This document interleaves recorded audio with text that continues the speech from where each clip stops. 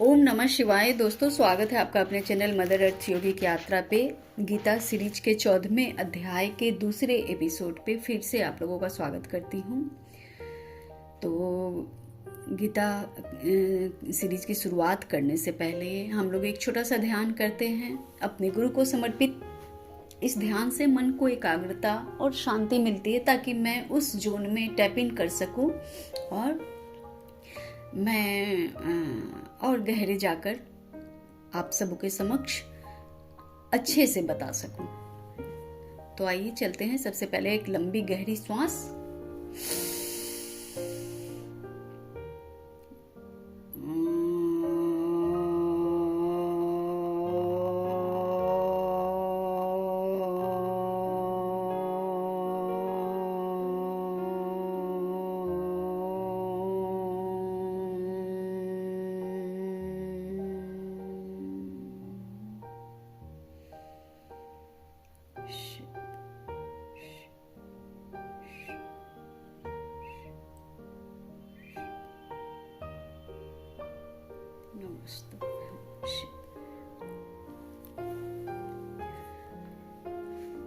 तो गीता के 14वें अध्याय जो गुण त्रय विभाग योग है, उनके बारे में हम लोग समझ रहे थे। 3 गुण त्रय, 3 गुणों के विभाग के स्वरूप को हम लोग समझ रहे थे। 3 गुण कौन कौन से? सत्व, रज और तम। सत्व, रज और तम के गुणों को हम लोग समझें, जाने। अब आगे जो है अर्जुन बोलते हैं, अर्जुन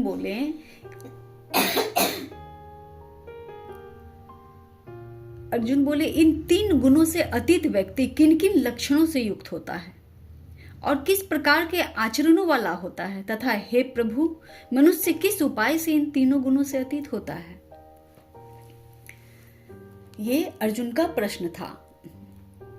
लेकिन इससे पहले कृष्ण क्या बोले थे कि 3 गुणों के उल्लंघन करके जब जन्म, मृत्यु, वृद्धा अवस्था और सब प्रकार के दुखों से मुक्त हुआ मनुष्य परमानंद को प्राप्त होता है। 3 गुणों का उल्लंघन करके, कौन से गुणों का उल्लंघन करके कौन क्या प्राप्त होता है? वो चौथा गुण जो होता है, जिसे तुरीय अवस्था बोलते हैं, है ना। ये सत्व, रज और तम, ये 3 गुण जो इस धरती पर 3 गुण काम करती है। त्रिगुणात्मिका शक्ति काम करती है। उन्हें 3 गुण वाले ब्रह्मा, विष्णु, महेश बोलते हैं। त्रिगुणात्मिका शक्ति महासरस्वती, महालक्ष्मी, महाकाली बोल सकते हैं। उनकी शक्तियां, उनकी योगनियां काम करती हैं। इस समस्त संसार में योगनियों का क्या काम होता है? जो जिस स्वभाव का मनुष्य है, जो जिस स्वभाव से ऑपरेट करके वो अपने लिए सिचुएशन को क्रिएट करके उसमें फंसा हुआ है, उनका काम योगनियां करती हैं। उनके साथ योगनियां डील करती हैं। वो अति गुस्सा में है तो उसके गुस्से में और बढ़ोतरी होगी, ठीक है। वो लालची है तो और अधिक लालची होगा। वो सात्विक है तो और अत्यंत अधिक सात्विक होगा। तो इस गुण में बढ़ोतरी करती हैं उनकी योगनियां, त्रिगुणात्मिका शक्ति जो है।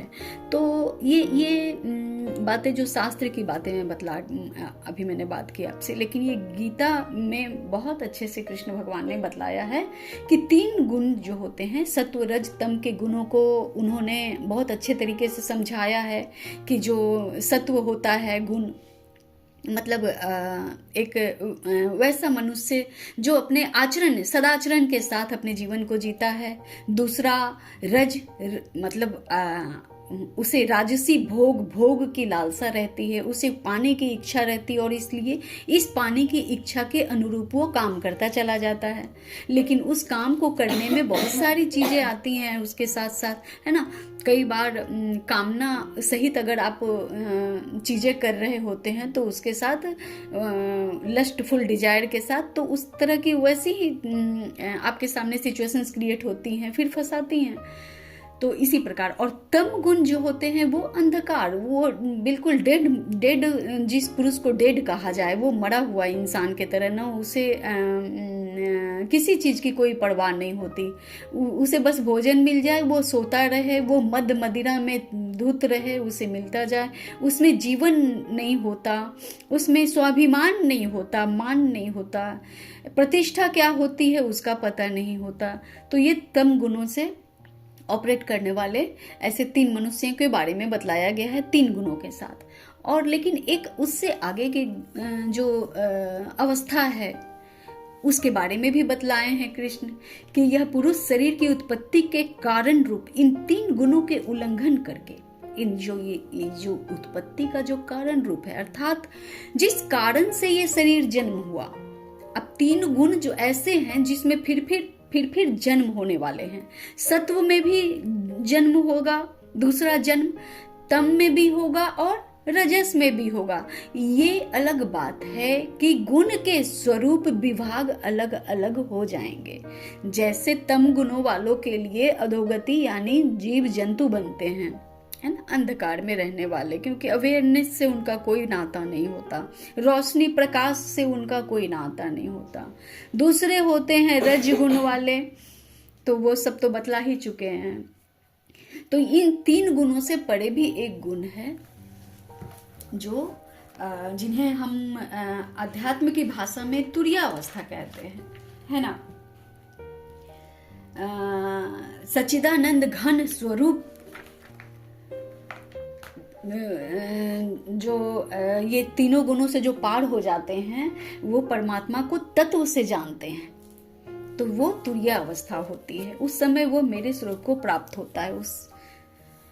तो ये जो चौथा गुण है, यह तो भगवान बतला रहे हैं कि यह पुरुष शरीर की उत्पत्ति के कारण रूप इन 3 गुणों के उल्लंघन करके जन्म मृत्यु वृद्धावस्था और सब प्रकार के दुखों से मुक्त हुआ मनुष्य परमानंद को प्राप्त होता है। यानी चौथा जो अवस्था है तुरीय अवस्था, उसको प्राप्त करके मनुष्य परमानंद को प्राप्त होता है। तो अर्जुन बोलते हैं, अर्जुन पूछते हैं, प्रश्न करते हैं, इन 3 गुणों से अतीत व्यक्ति किन किन लक्षणों से युक्त होता है और किस प्रकार के आचरणों वाला होता है, तथा हे प्रभु मनुष्य किस उपाय से इन 3 गुणों से अतीत होता है।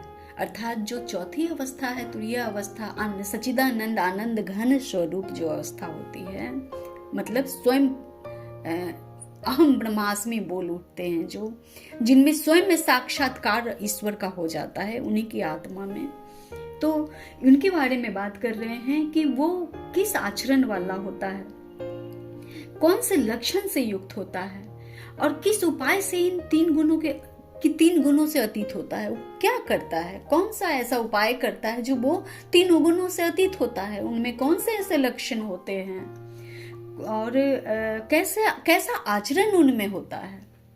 तो भगवान बोलते हैं, हे अर्जुन, जो व्यक्ति सत्व गुण के कार्य रूप प्रकाश को और रजोगुण के कार्य रूप प्रवृत्ति को तथा तमोगुण के कार्य रूप मोह को भी न हो, तो प्रवृत्त होने पर उनसे द्वेष करता है और निवृत्त होने पर उसकी आकांक्षा करता है।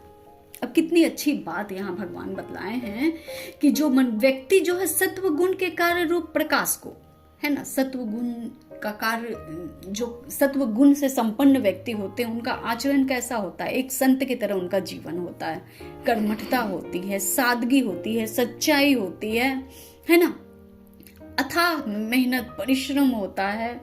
तो सत्वगुण के प्रकाश को और रजोगुण के कार्य रूप प्रवृत्ति को, है ना, और रजोगुण का जो है कार्य रूप प्रवृत्ति क्या है, अट्रैक्शन, आकर्षण, लालसा के द्वारा किया गया कार्य जिसके प्रति वो आसक्त होता है, तो उस प्रवृत्ति को, और तमोगुण के कार्य रूप मोह को भी। जैसे तमोगुण है ना, मोह है, आज केवल सोना है, अच्छे भोजन करना है, बस यही जिंदगी है, इतनी ही जिंदगी है। तो उस कार्य रूप मोह को भी न हो, ऐसा चीज तीनों ना हो, तो प्रवृत्त होने पर उनसे द्वेष करता है और निवृत्त होने पर उसकी आकांक्षा करता है। अर्थात इन तीनों गुणों के इन तीनों गुणों के साथ रह के भी, इन तीनों गुणों के साथ रह के भी उसमें लिप्त नहीं होता, उनसे द्वेष करता है। ये तीन गुण उस अपनाता नहीं, वो अपना ही नहीं सकता, चाहे वो कितना भी जो सत्वगुणी पुरुष होते हैं या चौथे लक्षण को पहुंचने वाले जो पुरुष होते हैं, है ना, तुरीय अवस्था तक, जिन्हें एक सच की खोज होती है, एक सत्य क्या है, सत्य की जो खोज होती है, वो इस गुण में रहने के बाद भी, क्योंकि ये संसार ही त्रिगुणात्मिका शक्ति से संपन्न है, तो जहां भी रहोगे ये तीन गुण मिलेंगे ही। लेकिन जो चौथे स्टेज को पार करने वाले मनुष्य होते हैं, वो इस तीनों गुण के अंदर रह कर भी उसके प्रवृत्त होने से द्वेष करते हैं। वो वैसा नहीं बनना चाहते हैं, न डिजायर रखना चाहते हैं, न वो तीनों गुणों से वो परे, उनका स्वभाव ही अलग होता है, वो तीनों गुणों से परे होते हैं, लेकिन तीन गुण के बीच में ही रहते हैं। क्यों? क्योंकि वो फिर तीन गुण के रहते ही उन्हें अपने आप को, स्वयं को ढूंढना है, तभी तो चौथा मिलेगा, है ना। चौथा चीज जो ऑलरेडी है उसको क्या समझना, जानना। ऑलरेडी जो है उसका सोर्स क्या है, इस चीज को समझने की लालसा उन तत्व ज्ञानियों में अवश्य रहती है जो उस अवस्था को प्राप्त करते हैं, है ना। तो आगे मोह को प्रवृत्त होने से उनसे द्वेष करते हैं वैसे लोग जो होते हैं, जो चौथे स्टेज को पार करने वाले होते हैं, और निवृत्त होने पर उसकी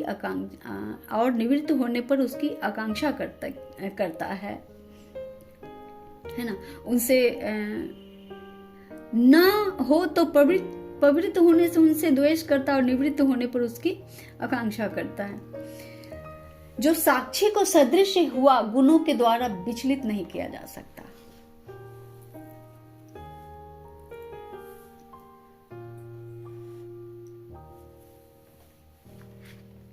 ये तीनों जो चीज है, वैसे जो गुण होता है वह कैसे पहचानेंगे, तो जो इस जगह पर रहते हुए भी उसकी न चाह करते हैं और न उससे घृणा करते हैं। तीन गुण वाले संसार में रहते हुए भी न उस गुण से घृणा करते हैं और न उस गुण को चाहते हैं। और जो साक्षी को सदृश स्थित हुआ गुणों के द्वारा विचलित नहीं किया जा सकता और गुण ही गुणों में बरतते हैं, ऐसा समझता हुआ जो परमात्मा में एकात्म भाव से स्थित रहता है एवं उस स्थिति से कभी विचलित नहीं होता। अर्थात जो साक्षी को सदृश स्थित हुआ गुणों के द्वारा विचलित नहीं किया जा सकता, है ना। साक्षी जो सदृश्य है ना। साक्षी कौन है? जैसे हम भगवान की मूर्ति की पूजा भी करते हैं और जो साक्षी भी हैं, दिखते भी हैं और अदृश्य भी हैं, उस स्थित हुआ गुण के द्वारा विचलित नहीं किया जा सकता। जैसे कि दो चीज होती है ना, एक विरोध करते हैं, एक पक्ष विरोध करता है मूर्ति पूजा की और एक पक्ष जो है उसे मूर्ति पूजा को ही सब कुछ मानता है। तो इन दोनों को जो स्वीकार करके, इन दोनों को न नकारे न स्वीकार करे, उसमें एक अपना अलग ही रास्ता बनाए, विचलित जो नहीं हुआ जा सकता, उस जो सत्व गुण है उस स्थित हुआ गुणों के द्वारा विचलित नहीं किया जा सकता। गुण ही गुण में बरतते हैं, क्योंकि उसके अंदर जो गुण है वो गुण ही गुण में बरतते हैं। अर्थात वो स्वयं उसी गुण का होता है, वो ऑलरेडी उसी गुण को लिए हुए होता है कि वो जो दिव्य गुण होते हैं, दिव्य पुरुष, जब दिव्य आत्माओं का जन्म होता है तो वो बिल्कुल अलग ही होते हैं। कई बार उन्हें लोग कई बार लोग उन्हें पागल करार देते हैं, कई बार वो समाज से अलग चलने वाले देखे जाते हैं, बिल्कुल कभी बहुत विद्रोही स्वभाव के होते हैं, कभी बिल्कुल एकांत में रहने वाले होते हैं। एक एक एक ढर्रे से, एक ढांचे के साथ न चलते हुए वो एक अपना अलग ही ढांचा खड़ा करते हैं। तो ऐसे होते हैं वो लोग। तो ऐसा समझता हुआ जो परमात्मा में है ना, क्यों? क्योंकि उन्हें कोई लस्ट नहीं होता इस संसार की चीजों से।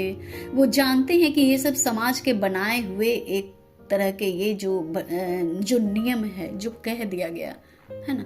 माँ बाप ने बच्चों को सिखाया कि शिव को जल डालो, बृहस्पति का पूजा करो, सूर्य को जल डालो, लेकिन अर्थ नहीं बतला पा रहे हैं कि इसका अर्थ क्या है, मतलब क्या है, क्योंकि वो खुद नहीं जानते हैं। तो इन सब चीजों के अंत तक जो जाकर चीजों को जो समझते हैं वो, और उस मन स्थिति, वो एक अलग ही धुन के होते, एकात्म भाव, मतलब स्वयं में स्थित होते हैं। वो एक परमात्मा में ही स्थित होते हैं। परमात्मा कहाँ है? उनके हृदय में है, क्योंकि उन्होंने पाया है, परमात्मा को पा लिया है। एकात्म भाव में, परमात्मा के भाव में ही स्थित, क्योंकि वो स्वयं तो कुछ है ही नहीं, वो तो खत्म है, वो तो है ही नहीं। हर जगह परमात्मा ही परमात्मा दिखता है उन्हें, हर कुछ परमात्मा का स्वरूप है, स्थूल स्वरूप है। तो जो उस एकात्म भाव में स्थित रहता है वो उस स्थिति से कभी विचलित नहीं होता, और वो जो स्थिति होती है वो परमानेंट स्थिति हो जाती है फिर। तो उससे जो कभी विचलित नहीं होते हैं, जो निरंतर आत्म भाव में स्थित, दुख सुख को समान समझने वाला, मिट्टी पत्थर और स्वर्ण में समभाव वाला, ज्ञानी, प्रिय तथा अप्रिय को एक सा मानने वाला, और अपनी निंदा स्तुति में भी समभाव वाला है। अब उनके गुण और लक्षण क्या क्या हैं? जो तत्वज्ञानी हैं, यानी जो चौथे अवस्था को सच्चिदानंद घन स्वरूप परमात्मा में जो लीन रहते हैं, उनके यही सब गुण हैं। जो अपने ही आत्मा भाव में सुख दुख को समान समझने वाले, मिट्टी पत्थर और स्वर्ण में कोई भेद न समझने वाले, है ना। ज्ञानी, प्रिय अप्रिय को एक सा मानने वाले। कोई बहुत बड़े ज्ञानी आ गए सामने, और जो कोई बहुत मूढ़ हैं या अप्रिय हैं, उनको भी बिल्कुल समभाव से समझने वाले, देखने वाले, और अपनी निंदा स्तुति में भी समभाव वाला होता है। अब जो उसकी शिकायतें करते हैं, जो उसके मजाक उड़ाते हैं, या तो वो समभाव होते हैं, उन्हें विचलन नहीं होती उस चीज से। जो मान और अपमान में सम है, मित्र और बैरी के पक्ष में भी सम है, एवं संपूर्ण आरंभों में कर्तापन के अभिमान से रहित है, वह मनुष्य गुणातीत कहा जाता है। कैसे मनुष्य गुणातीत कहे जाते हैं? किनके बारे में बातें हो रही हैं? गुणातीत के बारे में, सच्चिदानंद घन स्वरूप के बारे में। उनको जो जब अर्जुन प्रश्न करते हैं कि कैसे उनका क्या आचरण होता है, कैसे वो समझ में आएंगे कि वो जो तीनों स्वरूप से पड़े हैं, तो जो मान अपमान में सम है, मित्र और बैरी के पक्ष में भी सम है, एवं संपूर्ण आरंभों के कर्तापन के अभिमान से रहित है। मैंने ये शुरुआत कर दी, मैंने इतने बड़े एम्पायर को खड़ा किया, मैंने इतनी बड़ी जो है सो समूह को जोड़ लिया, मैंने इतना बड़ा काम किया, है ना। उस और जो आप तो जानते ही होंगे, अगर सच में कोई सिद्ध पुरुष होते हैं, जैसे आदि शंकराचार्य जो थे, वो आज जितने शंकराचार्य मठ संप्रदाय हैं, उन्होंने शुरुआत की, और घूम घूम कर चारों तरफ उन्होंने ज्ञान का प्रसार किया कि सच क्या है, ज्ञान क्या होना चाहिए, है ना। तो वैसे बुद्ध पुरुष, और उन्हें जरा भी अहंकार नहीं था। समय आने पर उन्होंने शरीर का त्याग किया, क्योंकि वो कुछ बनाना चाहते थे, कुछ समझाना चाहते थे, देना चाहते थे। तो वैसे जो पुरुष होते हैं वो कर्तापन के कितनी भी बड़े बड़े समूहों को खड़ा कर ले, चाहे वो बहुत बड़े योग गुरु बन जाएं, चाहे बहुत बड़े ज्ञानी बन जाएं, चाहे वो बहुत उनका नाम हो जाए, फिर भी क्या करते हैं, वो आरंभों में जो शुरुआत किए रहते हैं उसमें कर्तापन के अभिमान से वो रहित होते हैं, कि वो जानते हैं कि ये मैं नहीं करने वाला हूँ, मैं एक माध्यम हूँ जिसके द्वारा ये कार्य को संपादित करवाया जा रहा है। कौन कर रहा है संपादित? ब्रह्म, ईश्वर, शक्ति, वही लोग संपादित करते हैं। तो वह मनुष्य गुणातीत कहा जाता है, मतलब सभी गुणों से परे होता है। जैसे हमारे महादेव है ना, सभी गुणों से अतीत हैं, वो परे हैं, है ना, कोई गुण नहीं, निर्गुण। निराकार रूपा शिवोहम शिवोहम नमामि शमीशान निर्वाण रूपम विमुम व्यापकम ब्रह्म वेद स्वरूपम, है ना। न कोई गुण है, न उनका कोई स्वरूप है, लेकिन वो सब स्वरूप में है, वो शून्य है, कुछ नहीं है, लेकिन वो सब में विद्यमान है, सब कुछ में।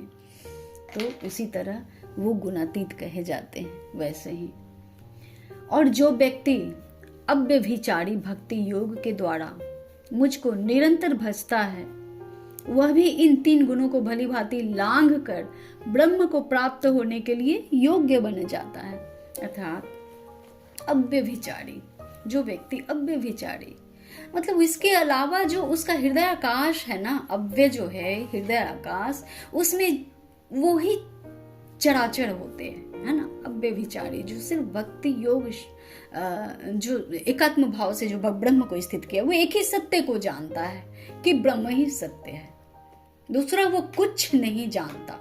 जितनी भी चीजें, जितनी भी लीलाएं हो रही हैं धरती पे, है ना, ये मान सम्मान अपमान, बहुत बहुत अपमान, बहुत नाम, बहुत सम्मान, ये सब लीलाएं मात्र हैं, ये सब खत्म हो जाने के लिए है ना। लेकिन इन सब से जो अपने ही अंदर रमन करते रहते हैं, जो नित्य निरंतर, मतलब अर्थात चेतना के द्वारा, चेतना जिनकी जागृत रहती है, अवेयरनेस, हमेशा शरीर रहे न रहे, चैतन्य अवस्था में रहते हैं। जैसे आप आंख बंद कर लो, आंख बंद करोगे तो ये जो सामने वाली चीजें जो आपको दिख रही थी, वो तो आपको दिखनी बंद होगी ना, चीजें तो वहीं पे रहेंगी। उसी प्रकार ये संसार तो वैसे ही रहेगा, आप रहो न रहो।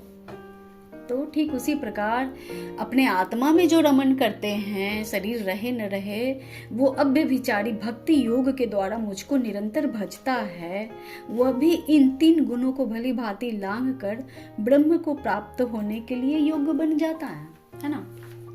तो इन तीनों गुणों को लांघ कर ऐसे लोग जो होते हैं वो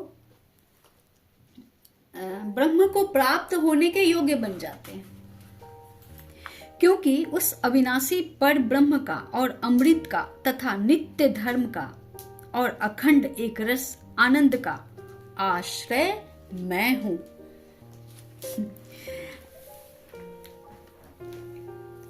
ब्रह्म बन जाते हैं, है ना, क्योंकि उस अविनाशी पर ब्रह्म का और अमृत का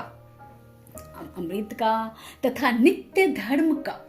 नित्य धर्म क्या है? नित्य में स्थित हो जाना ही एकमात्र मानव के जीवन का लक्ष्य है। जीवन कैसा? जो साइकिल दर साइकिल बीतते बीतते जब लास्ट जीवन होता है ना, तो नित्य धर्म में वो अमृत का पान करते हुए अखंड एक रस का आनंद और आश्रय में लीन हो जाता है। वो कौन है?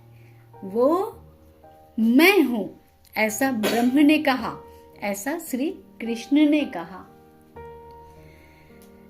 तो आप सभी गीता का पाठ ध्यान से सुनते रहिए, मनन करते रहिए। सुनने और पढ़ने से ज्यादा बेहतर है अपने आत्मा में इस गीता के एक एक शब्द को मनन करना। थोड़ी देर मेडिटेशन बहुत हेल्प करती हैं इसमें, जैसे श्वास प्राणायाम करें आप, पूरक कुंभक रेचक के साथ अगर इसको पान करते हैं, या केवल आप ज्ञान प्राप्त करने के लिए, समझने, तो वो तो भूल जाएगा आदमी। अगर इसको पीना चाहते हैं तो थोड़े से अपने ऊपर अभ्यास के साथ इसे समझकर, तो ये स्वयं में गीता जो है ना, वो ब्रह्म के जो उपदेश है ना, वो स्वयं में एक रस, आनंद, अमृत सब कुछ है। तो आशा करती हूँ आप लोगों को पसंद आया होगा। और ये 14वां अध्याय यहीं पे समाप्त होता है, जो गुण त्रय विभाग योग के बारे में था। और गुण त्रय विभाग योग, गुण के 3 स्वरूप और उनसे भी जो बड़े गुण हैं उनके बारे में था। और 15वां अध्याय के साथ मैं आपसे कल फिर मिलती हूँ, जो पुरुषोत्तम योग है। पुरुषोत्तम योग के बारे में क्या है, ये तो सभी आप लोग जानते होंगे कि पुरुषोत्तम कौन होते हैं। पुरुषों में जो उत्तम होते हैं वो पुरुषोत्तम, तो वो उनकी पहचान क्या है, अब उनके बारे में भगवान ने स्वयं विस्तार से बतलाया है। तो हम लोग इसको फिर कल मिलते हैं, कल के 15वें अध्याय के साथ। तब तक के लिए आप सभी पे परमात्मा की असीम कृपा और प्रेम सदा बरसता रहे। आप सब सदा प्रसन्न और आनंदित रहें, खुश रहें, प्रेम बांटते रहें। ओम नमः शिवाय।